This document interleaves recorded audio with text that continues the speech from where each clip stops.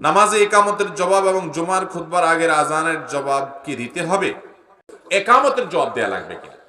তো একামতের জবাবের বিষয়ে বেশ কয়েকটা হাদিস বর্ণিত আছে এবং অনেক ইমামগণ একামতের জবাব দেওয়ার নির্দেশনা দিয়েছেন এবং তাদের মতে এটি মুস্তাহাব, এটি করা উত্তম। আজানের জবাবের মতো মুয়াজ্জিনের একামতের জবাব দিবেন।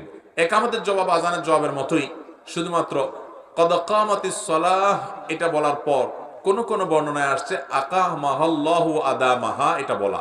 আকামাহাল্লাহু আদামা মানে হলো আল্লাহ তাআলা এই নামাজকে চিরকাল রাখুক, স্থায়ী রাখুক, এটা বলা। অনেক উলামা একরামের মতে এটি মুস্তাহাব, যদিও অনেক উলামা একরামের বিপরীতটাও বলেছেন, অর্থাৎ একামতের জবাবকে অনেকে অস্বীকার করেন, কিন্তু বহু উলামা একরাম এটাকে মুস্তাহাব বলেছেন এবং বিভিন্ন বর্ণনা এর সপক্ষে আছে। এর পাশাপাশি জুমার খুতবার আগের যে আজান, জুমার খুতবার আগের আজান একটা আর জুমার প্রথম আজান আরেকটা। প্রথম আজানের জবাব তো দিবেনই। দ্বিতীয় আজান যেটা ইমাম সাহেব বের হয়েছেন, এটা সম্পর্কে ওলামাদের মধ্যে দুটি মত আছে। অনেকে বলেছেন দিবেন, অনেকে বলেছেন দিবেন না। অনেকে বলছেন ইমাম বের হয়ে গেছে, এখন কোনো জবাব নেই। আর অনেকে বলেছেন না, মুয়াজ্জিন যদি আজান দেয় ওটার জবাব আপনি দিবেন, ইমাম খুতবা শুরু করে দিচ্ছে তখন আর কোনো কথা বলবেন না, এমনকি কাউকে চুপ থাকতেও বলবেন না, সম্পূর্ণ নীরব হয়ে যেতে হবে খুতবার সময়। আমরা তো অনেকে খুতবার সময় দান বাক্স চালাই, অনেক কথাবার্তা বলি, আলাপ সালাপ করি, যেটা গুনাহ এবং নাজায়েজ কথা।